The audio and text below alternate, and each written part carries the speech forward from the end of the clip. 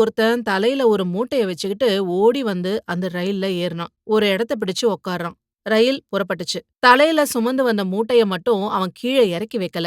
அவனுக்கு எதிர உட்கார்ந்திருந்தவரு கேட்டாரு, "ஏன்பா, எதுக்கு இந்த மூட்டைய தலையில சுமந்துட்டு இருக்க? இறக்கி வையேன்" அப்படின்னு சொன்னாரு.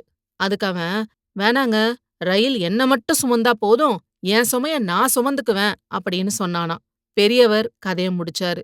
படுத்திருந்த ஜமீன்தாரு சிரிச்சாரு. "ஏன் சிரிக்கிறேன்னு?" கேட்டாரு பெரியவரு. "பைத்தியக்காரனா இருக்கிறானே!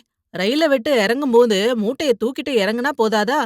அது அவனுக்கு தெரியவே இல்லையே! யார் அவன்?" அப்படின்னு ரொம்ப இயல்பா கேட்டாரு அந்த ஜமீன்தாரு. "நீதான்" அப்படின்னு சொன்னாரு பெரியவரு. அந்த ஜமீன்தாருக்கு ஆச்சரியமா போயிடுச்சு. "என்ன சொல்றீங்க?" அப்படின்னு கேட்டாரு. அதுக்கு அந்த பெரியவர் சொன்னாரு, "வாழ்க்கைன்றது ஒரு ரயில் பயணம் மாதிரி தான். பயணம் பூராவும் சுமந்துகிட்டே போறவங்க நிம்மதியா வாழ முடியாது. தேவைப்படுறத மட்டும் மனசுல வச்சுக்கணும்" அப்படின்னு.